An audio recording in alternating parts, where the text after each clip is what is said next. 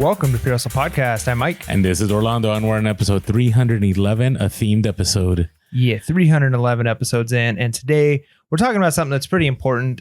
We've talked about this in the past, but things change and we've grown a lot and we've kind of been able to experience various forms of this. And today we're talking about the importance of community when it comes to reselling. And this is an interesting thing because as I've mentioned in previous episodes, I'm kind of an introvert. I mean, there is community that I feel like is very important to me as a human that I need. There's obviously family and close friends and various activities or hobbies that I'm involved in. But as an introvert and I watch like a lot of resellers, and I feel like reselling pulls certain crowds. So there are, I think, and it's like kind of almost a 50-50 split maybe, but a lot of people get into reselling because they kind of want to do their own thing. They don't want to be in the office with a bunch of people who are, just kind of doing the office life thing. And to them, it's boring, it's monotonous, and they just want to do their own thing. They don't want to be surrounded by those people and doing those things and those bosses. And so they go into the reselling world. And then there are people who are naturally more like you, a little bit more extroverted, a little bit more willing to talk with people. And so that really helps with networking. But an episode like this really focuses on some of the ways that it's important and beneficial to have some kind of community when you're reselling, and how even if you're an introvert like me, that having a community is going to help you make more money. It's going to help you learn a lot faster. It's going to provide encouragement, all of these things. And so we're going to talk about ways you can do that and the importance of that. Now, I do want to start with the reason this came up was I was just reflecting on our Discord. And again, we're not trying to push the Discord, but again, we do have a Discord that you can sign up for. And the reason being is, Mike and I think it's been a year, right, since we started talking about the Discord. And then we finally launched it, I think like in April or May. I can't remember when, but it was sometime around that time. And, social media can be a place that is toxic. Social media can be a place where you really, sometimes you're like, oh, there's some good ideas. And then other times you're like, oh, I'm just really tired of the showboating, the bragging. I'm tired of just, the 90-day totals all the time. And I will say the Discord, since we started, it has been pretty awesome. I mean, I can't think of, and again, we don't think there's anything wrong as long as people are, in a way that they're proud of their accomplishments, showing their 90-day total, but not one person has. And maybe because we've said that we don't do that. I don't know. Yeah, we've set the precedent. But still, it's been awesome because not only have we gained a lot of knowledge, there's just been a lot of encouragement in there. There's accountability. And so I was just thinking about this, like it's time to bring back this conversation about the power of the reselling community, because there is so much that can be gained. There are a lot of resellers that on their own do it. They don't connect with anybody. They don't network. They just kind of have their spots. They just go to the thrift every day. They find items, or they have a wholesale inventory that comes to their door. But I got to tell you, Mike and I, from the podcast, we've made a lot of money, but not because of, our Patreon, definitely not because of our sponsorships, not because of any affiliate links. It's because it's due to the community. Yeah, the knowledge, the encouragement, all of those things that come with the community for sure. And just to be clear, I want to make sure that, especially because we started talking about the Discord right away, this is not an advertisement for our Discord or it's a whole hour-long advertisement. Yes, we're going to talk for the next hour about why you should join our Discord. In fact, for a lot of people, the Discord might not be the right place for you. I mean, I think it would be a good place for you, but maybe for you, the way you want to do social media, you're already, attached to certain types of social media in your personal life, or what you're looking at of community is just different.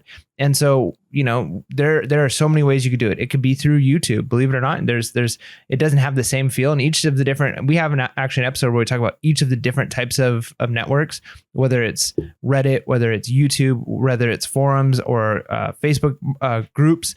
Each of these have a different feel and a different purpose. And so all of these are very beneficial and have some similar aspects to them of ways that they can improve your reselling. So there's a lot of different ways you can find this community. And if you're lucky enough to even have, through the podcast, we've met a lot of resellers in real life and have developed more than just a social media community, but a community where you're actually interacting with people face to face. And that can come through networking too. It doesn't have to be all started via online. Like that could be, you've developed a community because you're always at estate sales and you've ended up meeting a couple of other resellers and you met a few people who run estate sales. And next thing you know, you guys have your own text chain and it's like, hey, there's another estate sale coming up. I can't make to this one, but it looks like and you start to develop community outside of that. But it's a really important thing to do. So today we're going to be talking about how you can learn best practices, sourcing and networking, and then the encouragement. So starting off with best practices, what are some of the benefits of having a community and learning best practices? Or being part of a community, right? So, before we started the podcast, I'd kind of done my own thing. And I had, I did watch some people on YouTube. I watched the old school, like the College Picker, Bonafide Hustler, and so on. And what it wasn't until I got on social media, until I started communicating with people on the DMs, that I started seeing that a lot of people are going through what I was going through.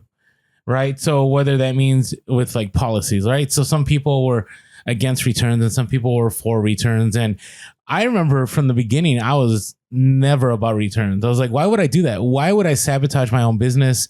Why would I open up myself to scammers? And then through the reselling community, just when we started posting and we started, dropping the podcast, people hit us in DMs. And in the beginning, I don't know if we pushed returns as much, but I remember having a lot of conversations with other resellers. And their thing was like, hey, Orlando, we've done returns for a long time. We did it before eBay even required it as part of top rated seller status on eBay. And it really helps our sales. And not only that, it gives us leverage in case we get negative feedback. And that's something I probably would have never figured out had I not become part of the reselling community. As far as, you can also come up with the best practices for as far as buying, right? I did not know that there was this whole world, and maybe just my ignorance, but I didn't know that there was this whole world of wholesale inventory. I didn't know that people went to the bins. Like, honestly, I didn't know about the bins until the podcast, which is weird. Did you know about the bins before the podcast? I think I've heard people talk about going to things like that. There's places, but I wasn't hardcore reseller, so I didn't know about it in that sense. Like, this is a sourcing opportunity for people. Okay. I think I'd heard it in passing, but not enough to say like, yeah, I know where the bins are, or even which thrift stores have them. Yeah. There you go. Or even negotiating, like the book that we've read, Never Split the Difference. I think it's Chris Voss. Yes. Chris Voss. The only reason we picked up that book was there was one of our listeners had said, hey, I read this great book. It's helped me out not only in garage sales, but on other avenues. And then Mike and I picked it up and we're like, hey, this would be great for us to do a level up book review, which hopefully one day we'll come back to. And we learned a ton. And if it wasn't for us being plugged into the reselling community, which again, the podcast forced us to be in the reselling community. If Mike and I had never decided to do a podcast, I don't think we'd be on social media. I wasn't on social media at all. No. Because, at that point in time before the podcast, I really wasn't big on social media. And at the same time, I kind of was figuring out reselling, but I will tell you, getting on social media expedited my growth. Definitely helped me to scale. And it really is pretty amazing because a lot of people use social media in a way that like wastes time. They just, what's the term? Like doom scrolling. Even reselling. You certainly can. And I've used the quote before that, you're the average of the 5 people you spend the most time with. And I think that transfers into the idea of reselling as well, or into social media. The accounts, maybe it's not just 5, but like the accounts that you're interacting with most is going to be most representative of the type of person you either are or that you're moving towards being. And I noticed that once I started figuring out social media can be used this way, then it was amazing to me that it didn't really matter what the hobby was I was interested in. Maybe it's fitness. Maybe it was, I'm kind of doing some homesteading stuff where, I've got some livestock and growing food. And it's amazing. Like you can literally look up a certain type of plant and find that there are people who have social media accounts that are like focused on those types of plants or homesteading or whatever it is. And through those things, you learn a lot about the day-to-day activities, how to do this well, tips and tricks. And it goes with reselling. You can follow and you can pick the people you're wanting to follow and the types of communities you're in. And you might just be in one where it's just, just for encouragement or just for that motivation or just to give you hot bolos. But a lot of times you can get into ones where you're seeing, hey, here's how this person is organizing their day. you watch a reseller, you're part of a community, and you're in Reddit, and somebody asks, hey, how do I plan my day to make sure that I'm hitting all these thrift stores? Or how do you guys do garage sales and then lists on the same day? Like, what is your method? And then you start seeing people explaining, well, for me, I try to do all my sourcing on 2 days during the week, on this day and this day, between these times. And then I have 2 days during the week where I really focus hard on listing. And then I have a day of kind of like cleaning up, organizing, and it's like a free day. So if I need to source or if I need to list more, and you see that somebody's structure and how they do it, and then somebody else responds and they've got a different idea of how they do it. And somebody else says, yeah, but I've got kids, that doesn't work for me. And then so somebody else is explaining, well, here's how I do. And so you just see the day-to-day of how people are doing things. And you can kind of pick and follow the people who you really want to emulate. Like these are the people who are successful or are at least moving in the direction that I want to be moving in. And so let's learn from each other. Let's not make all the same mistakes. And like you've said, like there are things that you wouldn't even know to do until you see somebody else mention it. Maybe it's a question somebody asked and you're like, oh, I never even thought about that. Or maybe it's a tip that somebody has given.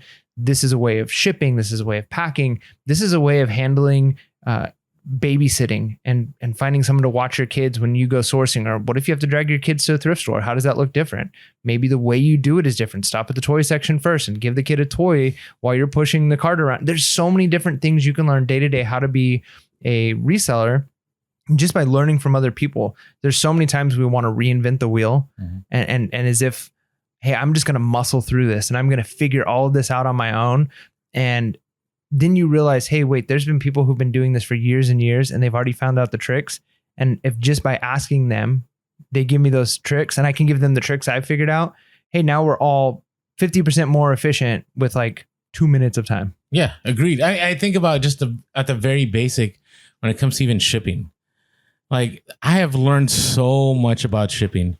I mean, I have learned, how to use regional boxes. I didn't even know what those were. I mean, if you're not in in any kind of reselling community, just doing things on your own, unless you are purposely like watching YouTube all the time or listening to reselling podcasts all the time, it's really hard to pick things up. Understanding that it's okay to Frankenbox. It's understanding that, how to float a box, which we have a video on, but I learned that from another reseller. It wasn't like one day I sat around and said, Mike, I think there's this thing called floating a box that we should, kind of do. Like, no, I learned from other people that's how they ship, right? I learned about how to have successful inventory. I mean, one of, the best tips I got in organization came from meeting Sell Quick, Ship Quick right away earlier on in the podcast and checking out how they stored their inventory, how they shipped, how they did their bookkeeping.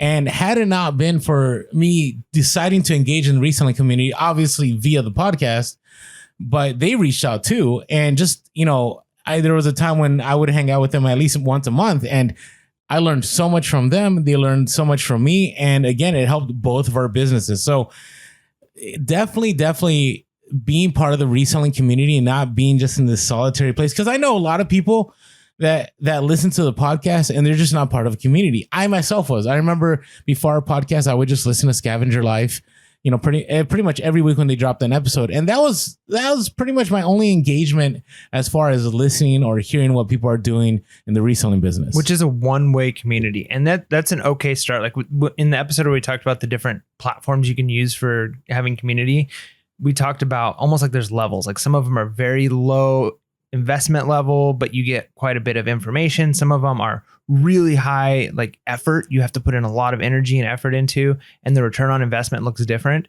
And so, yeah, you can sit and just learn and glean information from others. If you're listening to our podcast, hopefully that's what you do when you listen to us. Hopefully we provide some entertainment, but that you're gaining information. That's the key, right? You want to get some information from this, but it's very different. We have people who, and there's nothing wrong with it. We have people who've listened to every single one of our podcasts and we've never heard from them and we've never had a chance to interact with them. And we have other people who maybe have only listened to 20 or 30 episodes and they're like interacting with us and they're talking to us, they're asking questions, we're interacting with them. And now it's going two ways. It's not just a one-way thing. And there's a lot of those people, those listeners, because it's not like Orlando and I are sitting here with all the information, all the knowledge that we are the gurus, that we know reselling, and you're listening to us because we're the experts. We have some expertise and experience, but so many of the people, so many of the people that we listen to, or so many of the people that we interact with, our listeners, we're amazed. They know so much more about certain categories and certain ways of doing things than we probably ever will. And there may be some areas where we know more than them. And so when you all of a sudden can have that exchange of ideas, so instead of just the information traveling one direction, you can gain a lot of information that way. But when it starts to move both directions, I feel like you actually learn a whole lot more. Even if you're the one that's learning, if you can be actively engaged, it's like the difference of, hey, I watched a YouTube lecture from a college course versus I sat in a college course and got to ask questions and got feedback on my papers. Those are two very different experiences. And so there's nothing wrong with listening to a podcast, but if you can then interact, and you can do that through Instagram, or you can do that through the YouTube comments, there's various ways of interacting, but then you can get into ones where you're getting just that much more back and forth, which is going to lead to an even deeper and more profitable, I feel, community. Yeah, agreed. Now, I will push the Discord here for a little bit. So if you haven't had a chance to support us on Patreon and you're like, hey, how can I reach out? Patreon's been the best way. Just for $5.55, definitely helps us out. You know, Mike and I are finally getting to a place where we're eventually hopefully being able to do more episodes. We hit, Mike and I talk about this all the time. We had a rough patch where in the early days of the podcast, we had all kinds of sponsorships and opportunities arose. And then, you know, things got interesting and, you know, we kind of lost a lot of that. And now we're kind of rebounding. And not only that, can you support us with the podcast, but you also get access to the Discord, which is a thriving community. It goes from, you know, people learn bolos, hustle of the week, to people keep each other accountable. People just rant and rave. People just share, you know, stories of what's happened to them. Just a great place to be in a thriving community. Everything that we're talking about. So if you haven't signed up yet, go on over to patreon.com/PureStuffPodcast to join us for just less than 18 cents a day and be part of a great community.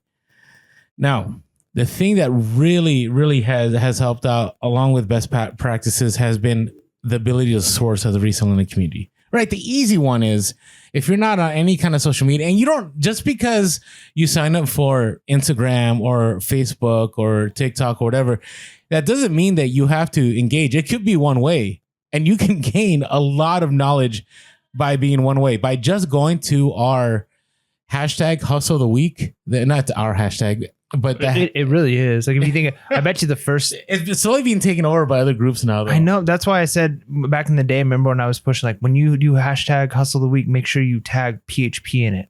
That way, like people knew that it was coming from us. This was the reselling hashtag. Oh, wow.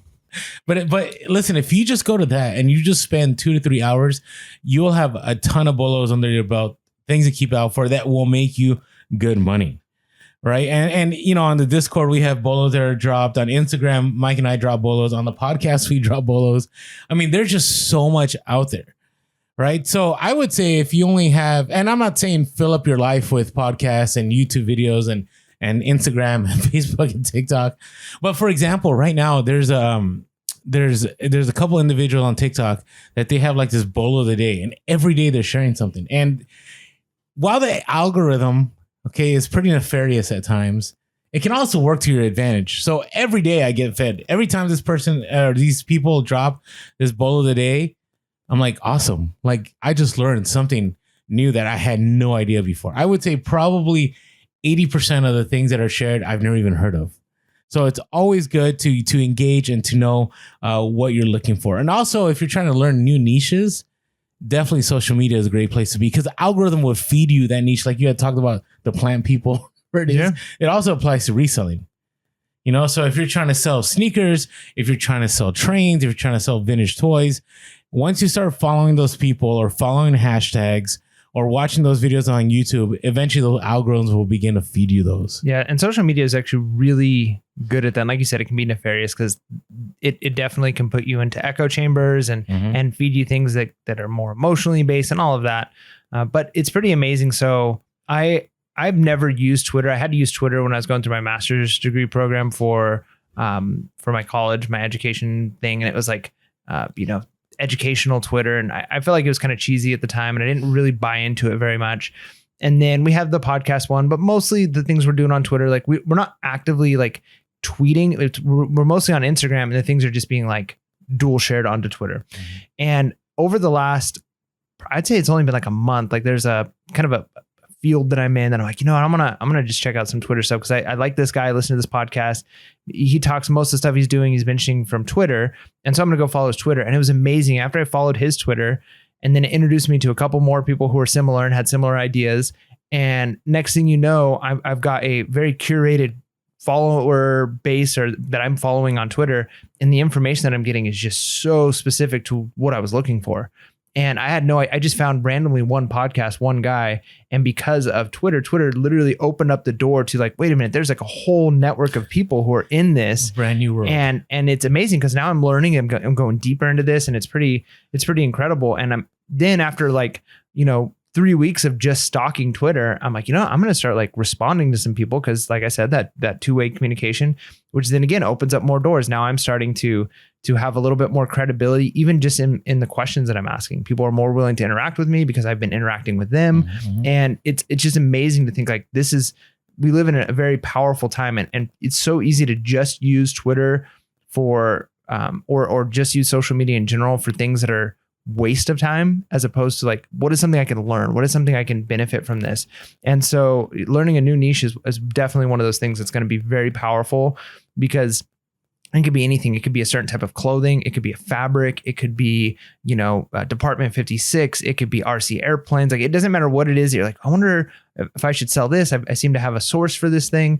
And the next thing you know, within a few hours, you could have an Instagram basically page set up where you're following hundreds of people who that's their thing. And you're just getting fed just like top level, college level information about this, right? Like, this is like, they're going deep into like, this is the history of advanced degrees. And it's just all tailored straight to you. And it's more, I feel like it's living, as opposed to just, there's times where you're looking up information on the internet and you just find a website where something was published like 3 years ago. And like half of the information is like, is this like a real thing? Or is this like a clickbaity website? Like, does this person who's writing this article actually know anything about this thing? Half the time it doesn't seem like they do. But when you're dealing with people on social media, you can quickly figure out like who's the people who know about this niche, and then who are the people who are going to be able to provide you that information. And you can quickly learn, hey, this is profitable, this is not profitable, I really enjoy this, or I don't. And within just a couple of hours, and that's through that community. And then you can build those connections where next thing you know, if it's ham radio, I've talked about that before, you get into a group on Twitter or on Facebook with ham radio, and you've learned that niche. Now you've got people who are putting stuff up for sale. Like, hey, I've got all this old equipment, I'm buying this new equipment, and you can jump on those things and they're going to be more willing to sell to you if you've been a part of that community for a little while and interacting and learning, as opposed to just, some random person who shows up their door to buy something. Well, for example, too, not only new niches, but like new platforms, right? If you're trying to figure out how to use Poshmark, right? You've been on eBay, you've heard about Poshmark, or you've been on Mercari, and you're like, I wonder how eBay functions. And I got a perfect example. So Whatnot was one of those platforms that initially I tried like 3 or 4 times, and I had some success. And then after a while, I wasn't as successful, and I gave up. And, we had this big eBay inventory that we were trying to sell through. And thank you to all of you that showed up to our auction. It was another success, a lot of fun. So look forward to seeing all of you for our next auction, and which may not be the eBay inventory anymore. I am planning on doing more Whatnot, but I had contacted my friend Fernando, who, here's what's crazy. Okay. So Fernando, Funky Cole Medina's on Instagram. We literally lived 8 minutes away from each other. 8 minutes away. I actually went garage selling and I sourced from him one time, but we never became friends. I don't even know.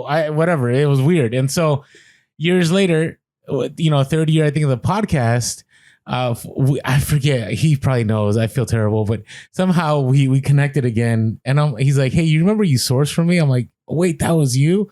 And so now he's done a whole year of Whatnot. And I reached out to him when we had all this eBay inventory. And if it wasn't for social media, if it wasn't for wanting to connect, I wouldn't have had this knowledge. And he shared with me how to do a ton of listings at once. He shared with me the best way to do shipping. He shared with me the best way to make sure I drive traffic to our Whatnot and get followers to be able to have a successful auction, and things worked out, right? And so did I not have that connection, I would not have been as successful. So, and I want to throw it in real quick. If you have not signed up for Whatnot, we do have that $15 credit. You just go to the link below. It's free money. It's surprising to me how many people don't sign up, and free 50. And it's also surprising to me how many people sign up and they don't spend it. Right. And we see it on our side because it's an affiliate link. And if people don't spend it, spend that money. It's a free $15.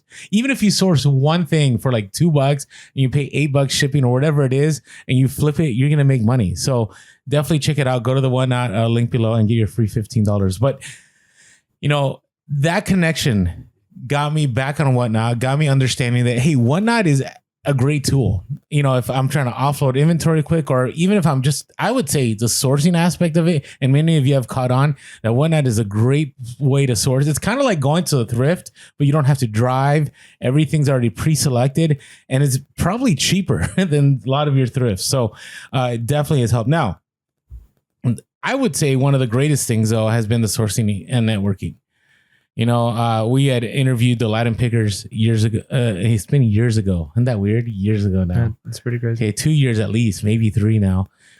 And I knew there were Amazon booksellers, but I didn't know there were Amazon booksellers. And I remember the first time I went to the warehouse, and I remember seeing how everything functioned. I go, wow, like you could really scale. If you really wanted to sell books on Amazon, you could scale. And there are people that are very successful at this. And you know, hearing their story and hearing how they went from having bookshelves in their living room and in their bedroom, doing merchant fulfilled from their own home. Well, actually, it was from a van first, right? Yeah. Well, they had got a trailer, and the trailer like pretty much flipped or fell off their car on the freeway. And then they got a box van, like an enclosed truck. And then they were selling out of a parking lot. And they said they had like police coming up to them, like, what are you guys doing in here? And they just, so they had a crazy story, but the growth from, you know, that, and then what we can learn, you know, as a community from their experiences and what they've gone through. And that's a great thing too, is like people typically aren't, there are some people it's like, hey, I'm not going to give you my source. I'm not going to necessarily tell you like, hey, you know, call John at this number and ask for this deal and you'll be able to source all the things that I got. And then now I won't have that source. But like, we've had encounters where a lot of listeners or people on the Discord have reached out to Mike and I and said, hey, this is not our field. We don't really source here. Yep. But here's some stuff. And we've had some gold mines of stuff that we've picked up. And we've done the same thing. Like there's been times where it's like, hey, I've got to pass on this because this isn't my field. This isn't what I'm into, and offered it to somebody else, and they've jumped on it and made money. But just being able to learn from people aren't, for the most part, not wanting to explain their processes. No, they're not hiding, hey, here's my story. Here's what it took for me to get here. Here's how many hours I work a day. Here's how I organize my stuff. Because most people realize that you're really not competition, you know, especially like when we talk about our Discord, someone's talking about Pokemon cards or someone's talking about, you know, whatever it is, you know, military equipment. They can be explaining, here's how I do this. Here's how I ship these things. Here's how I take pictures. Here's the things to look out for. Because for the most part, unless you're talking to like your neighbor who's like sourcing all the same local places as you are, or you're giving up your exact, here's the website, and you know they have a limited supply, so go ahead and take what I need. That's not what's usually happening. These people that you're helping out, you're just giving them information that they can use to further their business, to make themselves more efficient, make themselves run more smoothly. And the reality is, a lot of people just aren't going to actually take advantage of that information. I could tell 100 people, you know, 10 things that have totally changed the way I do my business and will totally change their business.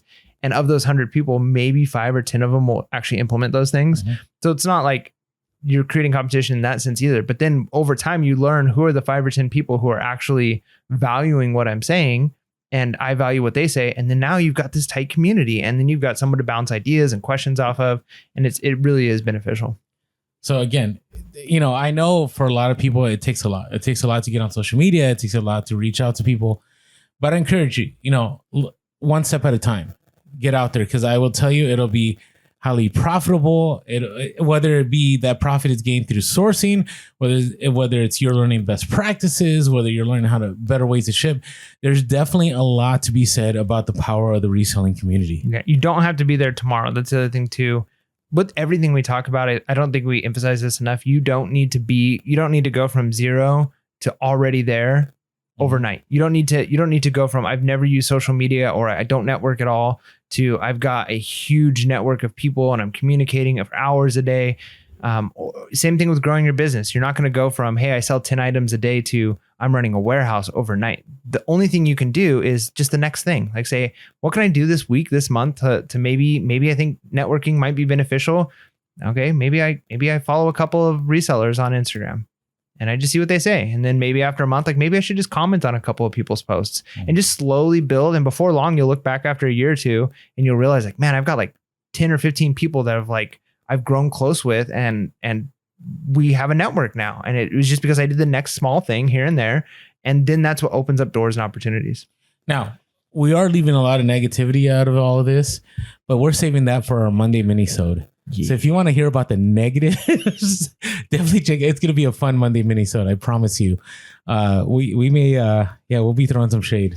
So anyways, hey, speaking of social media, if you have not been following us on social media, make sure to follow us on Instagram, Facebook, and TikTok. We're PHP Podcast. We are PHP Cast on Twitter. You can always give us a call at 619-738-1170. That's 619-738-1170. Or shoot us an email at phppodcast@gmail.com. That's phppodcast@gmail.com. And if you're listening to the podcast and you've never come over to our YouTube, jump on over, hit that subscribe button, smash that like button, let us know you like the episode, and definitely hit that bell notification so you always know when those money minisodes drop. And if you haven't commented yet, let us know in the comments what has been one way that being part of the reselling community, whether it's been through the comments on YouTube, whether it's been live in person, meeting people at estate sales, whether it's been part of being a Discord. Give us one way that the reselling community has definitely helped improve your business. And as always, thank you to all of you that jump on over to Apple iTunes and leave us a great review. It's kind of slowed down a little bit. We're still in the 600 club. We're hoping to get to the 700 club here soon. So you haven't had a chance to, and you've really enjoyed the podcast, really would love it if you go over, just leave us a 5-star review. Tell us why you love the show, so others know why they should tune into PHP Podcast, and it definitely would help us out. And one last thing, if you're in need of bubble packaging or bubble wrapping to be able to bubble package an item. If you'd like plastic that's bubbles that will wrap and surround items in a cloud of cushiony air. There you go. Also known as bubble wrap. One of the best options is I would say the only best option, or the only option, is American Bubble Boy. Go on over to our link, AmericanBubbleBoy.com. Helps you out. I got to tell you, that stuff shows up fast. If you don't follow me on Instagram, follow me on Instagram. You'll see people's stories saying, hey, I ordered this 2 days ago and it's here already. It's a great product, best price out there.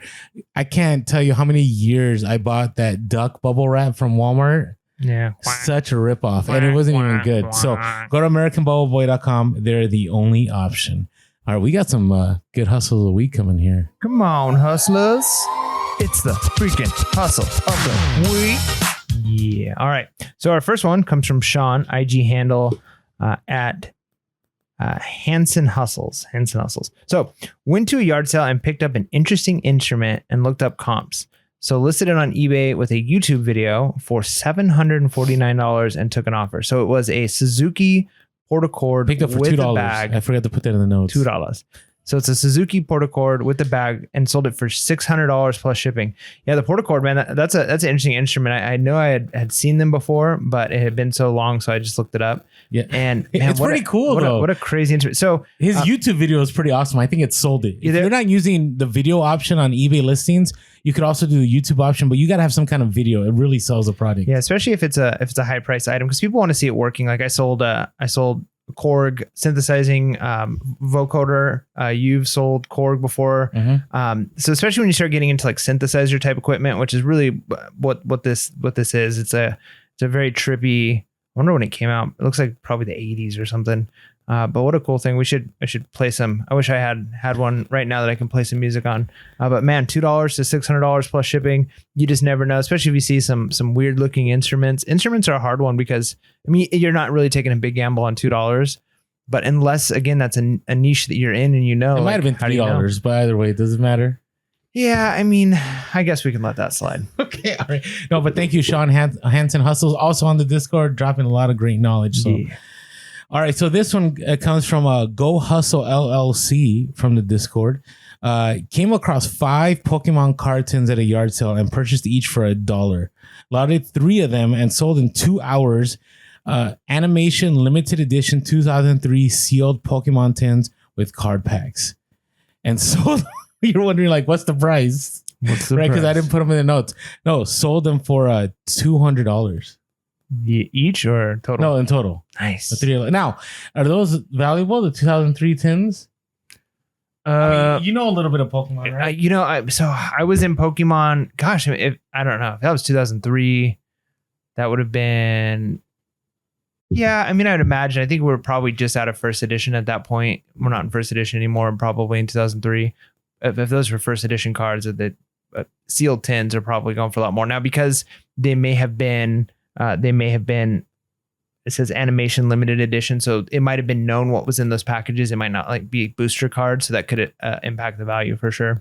Now, I did want to throw it out there that these sold on Mercari. Nice, right? So we always think of it like eBay, but I gotta tell you, we get a lot of Mercari hustles a week, and I'm just debating whether I should be listing more on Mercari. Let us know, what is your preferred place to sell high price? Maybe Mercari is good for collectibles. I don't know, just kind of interesting. All right, so we definitely have another interesting one, and this is I like these because this is like we're stinging it to them. Yeah. All right. So Clay, IG handle at Tactical Arbitraging. What a great name. So went to the store that should not be named, dun dun dun, and picked up a vintage Miami Dolphins hat due to its design. So it was $2 and listed on eBay, and it was a vintage 90s Miami Dolphins Drew Pearson graffiti snapback hat, and he accepted an offer for $160 from the store that should not be named. Sometimes they let stuff slip. Sometimes they don't catch it. Not here, but wherever Clay's at. Hey, I'm sure they let stuff slip everywhere. You know, it's they're not. Can't think of the last time. They're not perfect. They're not perfect. That is true. I gotta tell you, I've not had success in snapbacks lately. Really? Yeah, every time I source, I just don't see them anymore. So you haven't had success sourcing them, not that they like haven't been selling. No, they sell, but just sourcing. Cool. All right, what's your hustle of the week? I have a story with mine. So yeah, mine's just a small one. My store right now is on vacation mode. Stuff's still selling, which is nice. But it's on vacation mode because we're still in the process of a move. And the what I sold was a John Rich and Brothers Woolrich sweater, and so it's like 100% wool. Really cool. I picked this up. I was actually in Colorado visiting my mom, and we drove to Colorado. And I remember we stopped at this thrift store, and I picked up quite a few things. And I don't think I paid more than $2 for any of the clothing items. So I want to say it's probably $2 or so for this sweater. And I sold it for, it was like $38 total for the sweater. So not a huge one, but anytime you can just have these small bread and butter, you spend a couple bucks and you make, yeah, it adds up. Yeah, you 10x your money on it. It's like, hey, yeah, I'll do that. I'll do that all day. I'll do that all day. It's sad. So I always want to be careful hustle of the week, where we always feel that it has to be like some outrageous like thing, and which is good. It's great. I mean, it's good because we're spreading it across the community, and that's part of the thing too. Is the reality is, if you were to expect, could Mike or Orlando have I bought something for $2 and sold it for $600 every week?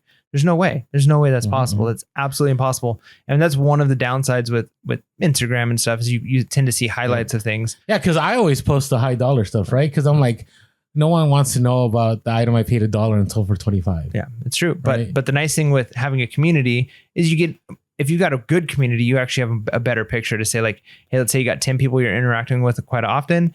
And then one of those 10, like every so often, every month or two, it's like, hey, here's this really big deal that I had. That's like, this is like the haul of the year. And then somebody else a few months later, and then it's you. And then you realize, like, hey, this happens every so often, but it's not like every week for every person. Yeah, agreed.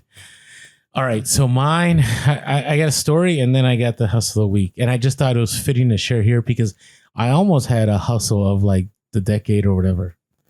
So I think I mentioned this in the past podcast where I picked up a bunch of toys for $50, right? During like this lunchtime between a couple classes I was teaching. And in it, when I was going through it, I found a vintage Boba Fett Lego minifigure. Now, I didn't find the minifigure complete. All I found was the helmet, and that had like the jetpack attached, and the torso. And so I looked up comps, and here's the danger. If you do Google image, remember, Google image only shows you what people are selling things for, not what it's sold for. You Google Lens? It's Google image. So you go to Google and you click on image. But that's not. It's Google Lens that's doing it. I'm telling you, Google Image is not what you think it is. Whatever way you find it, okay. But so I listed it, and the comps were like $20 to $30, and I listed it for like $30, and within I said 2 minutes on Instagram. I think it was within 30 seconds. Somebody sent me an offer of $20 and I accepted, and it sold like that fast. And I didn't think anything of it. I'm like, cool. Like I paid $50 for this whole thing. I've already sold one item within, minutes of listing stuff. I'm already halfway to making my money back. And I was happy with the sale. I was good. And then around midnight, I get a DM from somebody. And that DM said, hey, Orlando, is that the $1,400 Boba Fett that you sold? I'm like, what? What do you mean $1,400 Boba Fett? And I went into the search bar and I put in Boba Fett Lego minifigure, and I put sold and highest price. And the highest price minifigure is a Lego Star Wars vintage Boba Fett that looks almost exactly like mine. Now, it's very possible that I sold the helmet for $20 and I probably could have sold the helmet for $80 to $100. Very possible. Now, the torso that I had didn't have decals on the arms. So if it had the decals on the arms, then the helmet and the torso I could have sold for about $400. But I sifted. So when I was going through these Legos, I literally was sifting like for gold. Like I was going back and forth, and I was putting through my hands and just getting all the minifigure pieces out. Right now, is it possible that I lost Boba Fett's head within all those Legos? It's possible. But if you have the head, the helmet, and the right torso, you're talking about $600. If you have the head, the helmet, the torso, the right legs, and the gun, it sells for $2,000. And I got to tell you, for a moment, I was like, I just sold something for $20 that I could have sold for maybe a few $100s. And if I had found the head, and here's the thing, I made a bunch of random minifigures, and I was like, what if the other parts of like Boba Fett are in that? And I had the whole complete, and I just like shipped away a part of the whole thing. Because somebody else had messaged me on eBay and said, hey, can I get a better view of all your minifigures? Because I had a lot of random pieces. And I was like, wait a second. What if this person knows something I don't know? So I went back and, okay, would I have wanted all the pieces? Sure. But I felt better that I didn't. You know what I mean? Like I slept better knowing I didn't miss out on a couple grand of money. But so that's a bolo. Look it up. Go to eBay. Look up Boba Fett Lego Star Wars minifigure, highest price, and there's some crazy money for out there. Now my bolo is, so when I remember that haul I had of all the free stuff I got, I posted on somebody had posted on Craigslist or giving away Nintendo stuff. Now there was some other items I picked up at the same time, and I didn't mention this too much on the Instagram story or on the podcast, but he had like this old vintage doll, like in a box. And usually I don't pick up dolls because most of the time there's not a lot of money. That's been my experience. But since, the guy was helping me out, I told him, I'll take everything for you. Like, I don't want you to have to go to the store that shall not be named. Let me be the store that shall not be named. And sure enough, a doll that I picked up there was an Alta Moda Simona doll. Like, it was kind of like an 18-inch doll. It was old. The way you can see on these vintage dolls where they're made or their names on their neck, it's like embossed.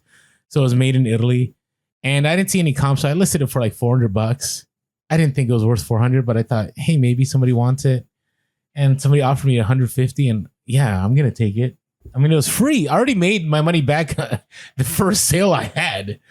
And so, yeah. And not only that, from that, I also sold a steering wheel for $120. So that free haul is going to easily make me over $1,000. Nice. So anyways, that is my hustle of the week. So keep an eye out for Automoda Simona doll made in Italy.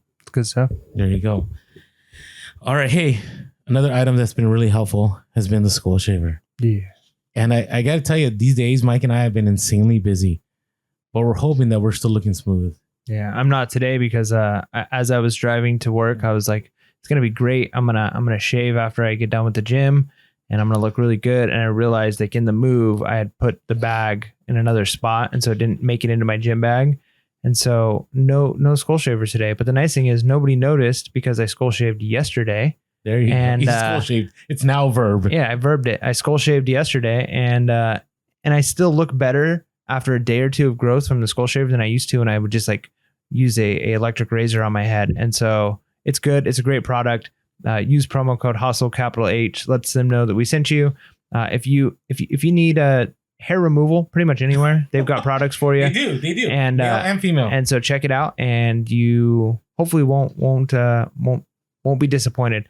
To be honest, I've tried a couple of their products. My favorite is still the head shaving one, the Pitbull shaver. Yeah, that's the best. The platinum. Other stuff's like it's good. It's not terrible, but like the skull shaver, the head part, like their signature piece, it's worth its price for sure. There you go. All right, going back to the power of the reselling community. So here's the one where a lot of people don't talk about. I would say in the last 2 years, more people are doing this, but it's just the encouragement that you get. And I would say the encouragement more comes on the Discord, goes into joining, like being part of a close friends community or subscribing somewhere. And one of the ones is accountability.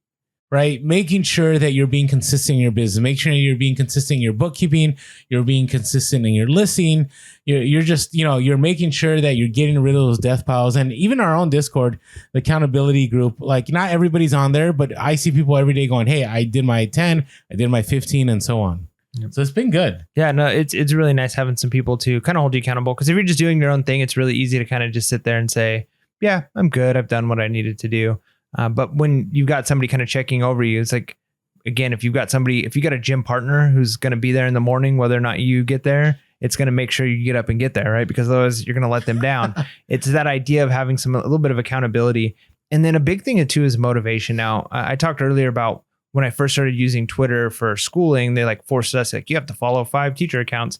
And they talked about like PLNs and PLCs, which are like personal learning networks and personal learning communities. And at the time it was like, this is cheesy. But I do remember that like the more I was engaged with like reading books and doing that Twitter, like there was a more internal motivation. Like I wanted to be a better teacher when I'm seeing other people posting the things that they're doing teaching wise. And then the same thing is true with reselling. When I'm engaged with people who are like, look at what I posted. Oh, check out this new shipping hack that I have. Or, oh, look at, I'm going out sourcing tomorrow. These are the areas I've done. And you're seeing these things. It just creates motivation inside of you. You're like, yeah, I want to do that too. Especially because, like I said, you are kind of the average of the 5 people you're around the most. That's like a common quote. People, I don't know who originally it goes to, but I think it goes along with being on social media as well. And so if you are constantly interacting with people who are highly motivated, even if they're not always highly motivated, but it's like a cycle. It's like you feed off of each other. Those kinds of cycles happen with a lot of things. If it's like anger, if the people you're talking to are angry, it makes you angry. And so you're angry in your responses, and then they get angrier about everything. And then it just kind of bubbles up. But we can use that same principle of kind of multiplying of emotions for good. And if you take a bunch of people together who are working really hard, they're highly motivated, hey, that makes a huge difference. And you'd be surprised. You've got a few people that you're interacting with on Discord or Reddit or Instagram or on YouTube comments or whatever type of network you decide to build. Next thing you know, their motivation is rubbing off on you. And you're thinking, hey, I can just do nothing, or I can be, super awesome like Orlando and get out there and source today. But here's the thing. So it's been a really big encouragement in those moments where I've had a really bad garage sale day, or I've had a terrible return, or just things have not gone right? Because there's multiple ways it can help. One is, I go, for example, on the Discord, I'm like, hey, today was a rough day. And other people are like, it's rough. But other people go like, hey, this is what I found. This is what I was able to come across. And so that becomes really encouraging, because it's like, all right, maybe I had that rough patch. Maybe I had that rough moment. But at the same time, there's always going to be another opportunity around the corner. So next time I'm like, all right, I know what to look out for. I know that I can still find scores. And so this is not the end, right? Or you have a slow sales day, right? Here's the thing. Everybody can really get negative really quick, right? You can get on social media. People are like, oh, sales are terrible. Sales are terrible. But the beauty about being a part of reselling community is not only can people empathize with you, but they can also say, yeah, you know what? 2 weeks ago, it was pretty rough. And then I just kept listening. I stayed focused. I kept sourcing, and things eventually rebound, right? I can only imagine if I wasn't part of a community and I had those really terrible weeks, like how rough it would have been, you know? Like not knowing that, hey, you know what? It's not just me going through it. Not knowing that, hey, things will rebound. I would say that's been one of the big takeaways in being part of the reselling community.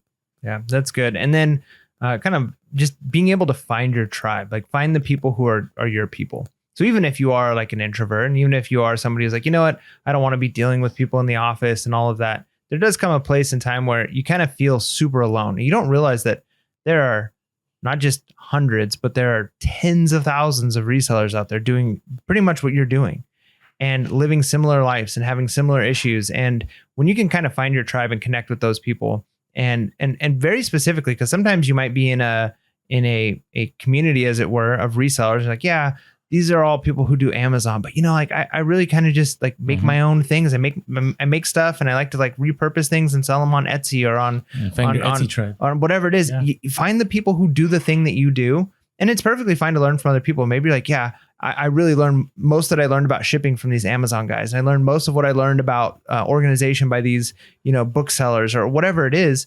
But find your tribe, find the people who are doing the thing that you're doing, because it's really nice to know you're not alone. Because sometimes it's so easy, because we are a very connected world, but sometimes we're so individualized in our own things. We're in our own little bubbles so much of the time that it's easy to forget that there are people who are like you and that have similar interests and similar passions. And when you can just find some people to connect with on those things, not only does it develop chances of you know, getting bolos or learning about the niche or learning. Sometimes it's just nice to find the people who are your people.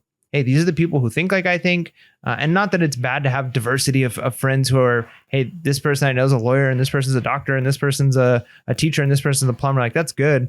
But it's really also nice to have a handful of people you could say, these are the people who do what I do, who think like I think, who have the same stories that I have. Because that's one of the things that we love so much about our Discord is you hear the stories and you're like, Yep, I remember that customer, and you just can't tell that story at the break room with people, you know, around the office. Like, and they're like, talking about? Okay, like sounds like you had a weird customer, and you're like, no, you don't get it. So it's just nice to have people who are your people you can connect with, and just not feel so alone in this big, massive world. That is so true, though, Mike. Because I can't tell you how many times, like even I still do it. Like people that aren't even resellers or friends of mine, I'm like, they're like asking me what I did, and like I explain, like, oh yeah, I went and you know I picked up all these toys, and they're like, what? Like what? Like why are you so excited about? You could have just said, I buy stuff and I sell it. Yeah, but you know, I got to keep it real, right? And so it is interesting because I haven't thought about that component that when you're part of community, you do find your tribe, and I've been part of different tribes. Like initially when we started Peers of Podcast, I very much connected with a lot of Amazon sellers. I would say 90% of my business was Amazon. And then luckily through being part of the reselling community, I slowly started shifting to eBay. I started selling vintage goods. I started selling vintage collectibles.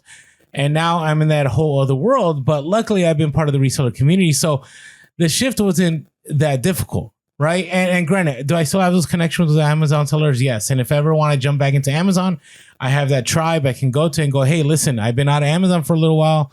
I have some questions, and they're willing to help. And I think along with, you know, the idea of, you know, you have somebody that actually understands what you're going through and somebody that doesn't look at you like you're crazy.